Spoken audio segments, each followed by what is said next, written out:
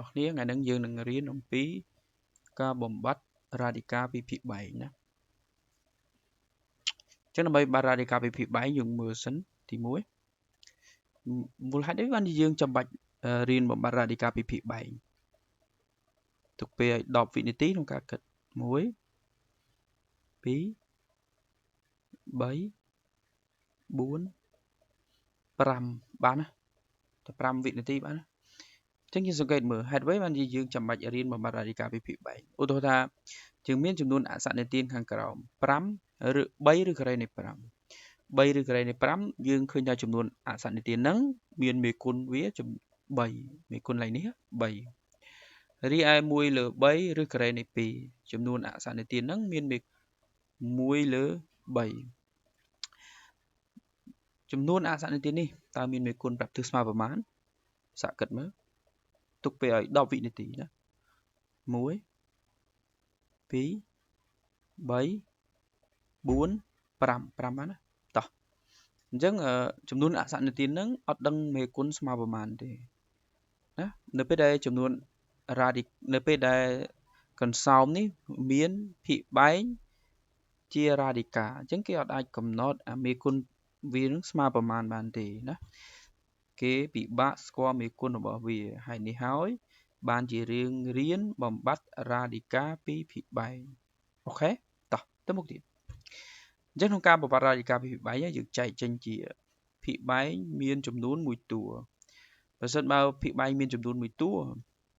ឧបមាថាយើងមានឫសការ៉េនៃមកថាឫសការ៉េនៃបើឫសការ៉េនៃតែយើងគួរតែគុណប្រមាណយើងគួរតែគុណនឹងប្រមាណដើម្បីឲ្យវាចេញឫសការ៉េនៃការ៉េនៅពេលដែលឫសការ៉េនៃការ៉េវាចេញពីឫសមកបានគិតមើលតែយើងគួរតែគុណនឹងប៉ុន្មានទើបបានឫសការ៉េនៃការ៉េបើសិនបើយើងមានឫសការ៉េនៃហើយតើគួរតែគុណនឹងប៉ុន្មានទុកពេលឲ្យ10វិនាទីក្នុងការគិត1 2 3បានណាតោះឆ្លើយប្រមាណត្រឹមត្រូវណាគឺយើងត្រូវថែមឫសការ៉េនៃឫសការ៉េនៃគុណនឹងឫសការ៉េនៃចេញឫសការ៉េនៃ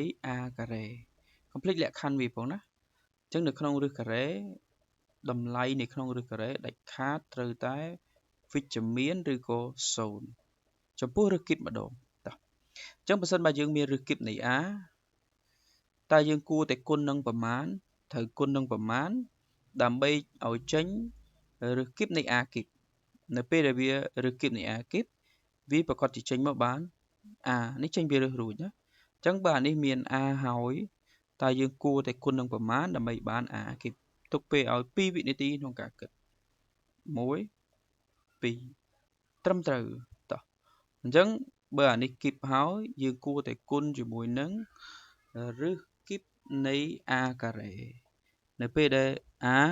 គុណជាមួយនឹងឫសគីបនៃការ៉េចម្លើយវាចេញឫសគីបនៃគីបឫសគីបនៃគីបបញ្ចេញមកបានមានមួយទៀតតោះករណីដែលយើងមានឫសគីបនៃការ៉េម្ដងតើយើងគួរតែគុណនឹងប្រមាណដើម្បីឲ្យចេញឫសគីបនៃគីបឫសគីបនៃគីបចេញពីឫសមកបានតើយើងគួរតែគុណប្រមាណទុកឲ្យគិត50វិនាទី1 2បានទេតោះត្រឹមត្រូវណាគឺត្រូវតែគុណជាមួយនឹងបើសិនបើនេះការ៉េហើយយើងគួរតែគុណជាមួយនឹងឫសគីបនៃនៅពេលដែលយើងគុណជាមួយនឹងឫសគីបនៃការ៉េគុណជាមួយនឹងឫសគីបនៃចម្លើយចេញមកចេញឫសគីបនៃគីបឫសគីបនៃគីបចេញមកបានលក្ខខណ្ឌនៃឫសគីបតម្លៃរបស់វិជ្ជមានក៏បានអវិជ្ជមានក៏បានចំពោះឫសគីបណាប៉ុន្តែចំពោះឫសការ៉េត្រូវតែវិជ្ជមាន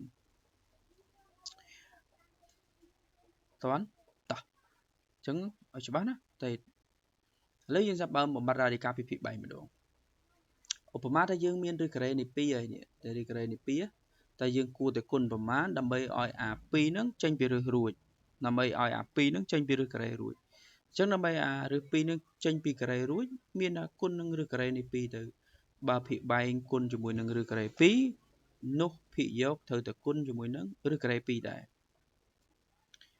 អញ្ចឹងភិបែងយើងមើលភិបែងមុនណានៅពេលដែលភិបែងឫសការ៉េ គុណជាមួយនឹងរឹសការ៉េ2វាបានរឹសការ៉េនៃ2ការ៉េរីឯភាគយកនេះគុណទៅនៅតែ3រឹសការ៉េ2អញ្ចឹងមើលភាគបែកទៀតនៅពេលដែលវាលើកជាការ៉េវាចេញមកបាន2ចម្លើយយើងគឺប៉ុណ្ណឹងណាយើងបានបំបត្តិរ៉ាឌីកាពីភាគបែក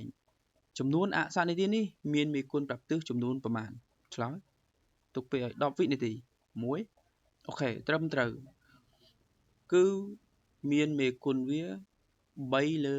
2អូខេយើងគិតតែលេខទៅណាអារឹសការ៉េនេះរឹសការ៉េនៃ2នេះទុកទៅដែរទៅគិតតែលេខទៅអញ្ចឹងមេគុណវាគឺ3លើ2តោះបើសិនបើយើងមានរឹសគីបម្ដងគោលបំណងយើងគឺបំបត្តិតែរ៉ាឌីកាពីភាគបែកនៅថ្មីឲ្យបាត់រ៉ាឌីកានៃភាគបែកឧបមាថាយើងមានរឹសគីបនៃ4ណាតែយើងគួរតែគុណប្រមាណដើម្បីឲ្យវាចេញជាគីបឆ្លើយ1 2 3ត្រឹមត្រូវឆ្លើយត្រូវហើយប៉ុន្តែមុនយើងគុណថែមយើងសង្កេតលើលេខ4សិនអញ្ចឹងលេខ4ខ្ញុំអាចបបែកទៅជា2ការ៉េលេខ4អាចបែកទៅជា2ការ៉េភាគយកនេះទុកទៅដែរទៅតែយើងគួរតែគុណប្រមាណបើយើងមាន2ការ៉េហើយត្រឹមត្រូវណាបើយើងមាន2ការ៉េហើយយើងគុណតែរឹសគីបនៃ2ទៅបានហើយតាន់បើសិនបើយើងមានរឹសគីបនៃ2ការ៉េហើយយើងគ្រាន់តែគុណថែមរឹសគីបនៃ2ទៅអញ្ចឹងបើភាគបែកគុណនឹងរឹសគីបនៃ2ភាគយកត្រូវតែគុណជាមួយនឹងរឹសគីបនៃ2ដែរតោះគិតតទៀតគិតតែភាគបែកមុនទៅអញ្ចឹងរឹសគីបនៃ2ការ៉េគុណជាមួយនឹងរឹសគីបនៃ2វាបានរឹសគីបនៃ2គីបភាគយកម្ដងរឹសគីបនៃ3គុណជាមួយនឹងរឹសគីបនៃ2យើងបានរឹសគីបនៃ6 3ពីដង6គិតលើភាគបែកអញ្ចឹងនៅពេលដែលវាស្វ័យគុណ3បែបហ្នឹងវាចេញពីរឹសរួចណាអញ្ចឹងវាចេញពីរឹសទៅយើងបានរឹសគីបនៃ6លើ2មានមេគុណស្មើប្រមាណឆ្លើយទុកពេលឲ្យ10វិនាទី1 2 3ត្រឹមត្រូវណាមេគុណវាគឺ1លើ2តាន់មានចម្ងល់អូខេទៅមុខទៀតតោះអញ្ចឹងករណីដែលភាគបែកមាន2តួហើយមានសន្ទុះ2មិញខាងលើយើងរៀន1តួណាខាងក្រោមយើងរៀន2តួម្ដងតោះអញ្ចឹង2តួយើងចែកចេញជា2មានសន្ទុះ2និងសន្ទុះ3តោះអញ្ចឹងបើសិនបើយើងមានរឹសការ៉េនៃ A ដកជាមួយនឹងរឹសការ៉េនៃ B តែយើងគួរតែគុណប្រមាណដើម្បីឲ្យចេញរឹសការ៉េនៃ A ការ៉េ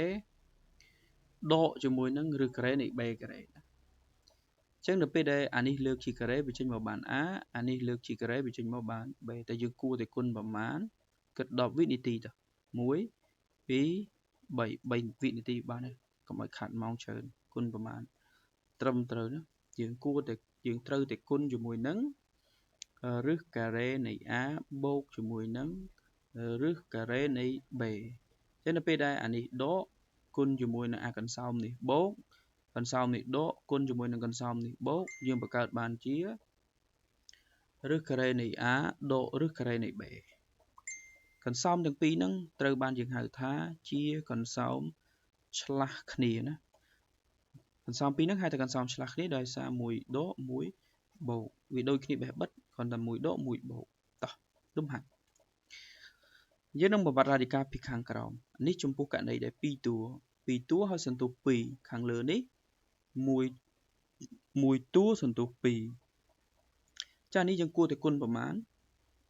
អានេះបូកយើងគួរតែគុណជាមួយនឹងកន្សោមឆ្លាស់វាគឺដកអញ្ចឹងភាគយកទៅដែររឹសការ៉េ2ទៅដែរ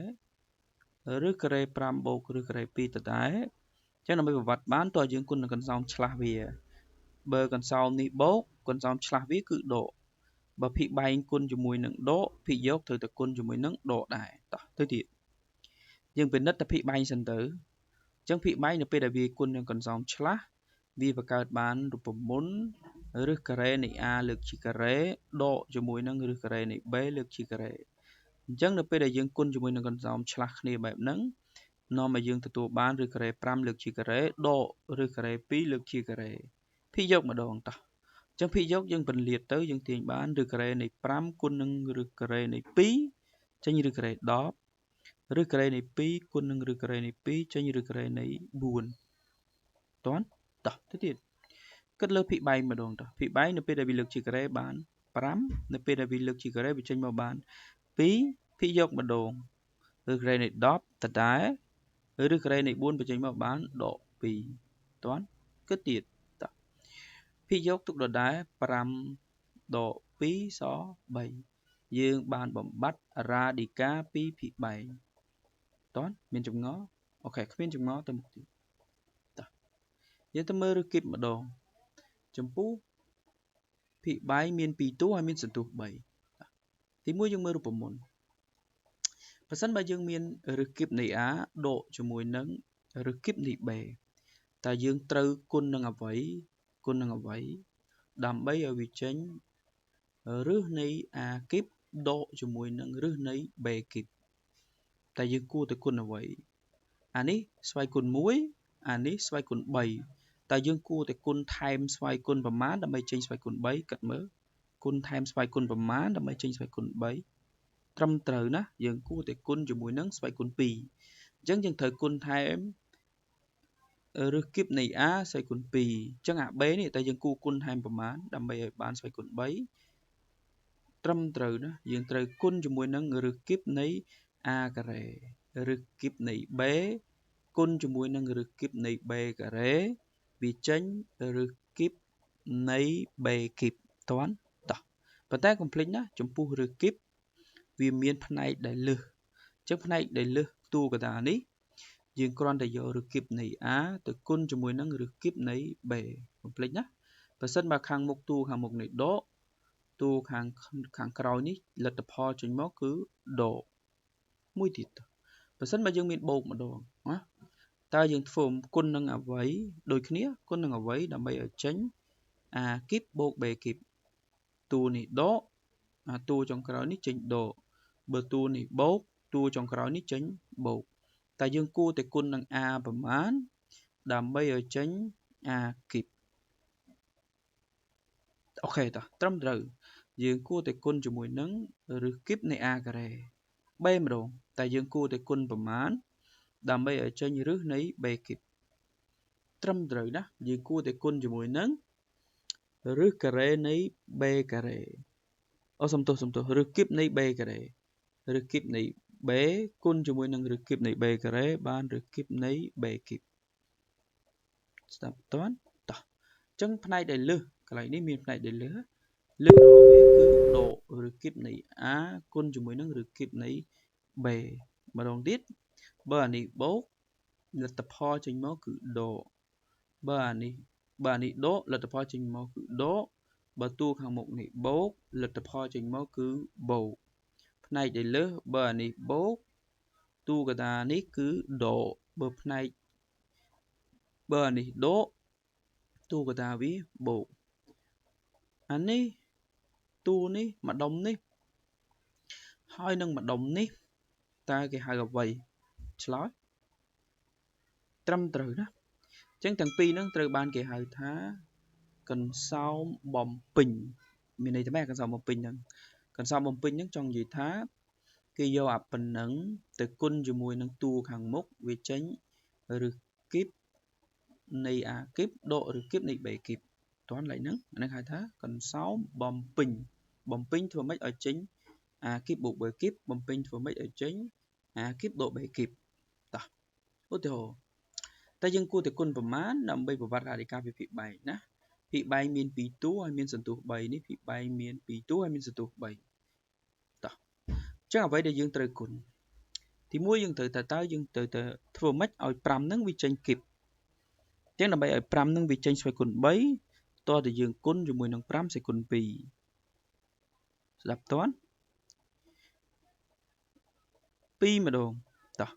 បើសិនបើរើសគីបនៃ2យើងគួរតែគុណប្រមាណដើម្បីឲ្យចេញឬគីបនៃ2គីបអញ្ចឹងយើងវាត្រូវតែគុណជាមួយនឹងឬគីបនៃ2ការ៉េផ្នែកដែលលើសតោះអញ្ចឹងផ្នែកដែលលើសបើអានេះដកផ្នែកដែលលើសនេះគឺបូកយើងគ្រាន់តែយកតួនេះហើយនឹងតួនេះគុណបញ្ចូលគ្នាទៅភាគបែងគុណប៉ុណ្ណឹងភាគយកគុណប៉ុណ្ណឹងដែរស្ដាប់តើទៅមុខទៀតតោះគិតលើភាគបែងម្ដងណាភាគបែងម្ដងកន្សោមនេះគេហៅថាកន្សោមអីមិញអញ្ចឹងកន្សោមហ្នឹងគេហៅថាកន្សោមបំពេញអញ្ចឹងបាទនឹងជាកន្សោមបំពេញគុណជាមួយនឹងតួប៉ុណ្ណឹងទៅវាត្រូវចេញឬគីប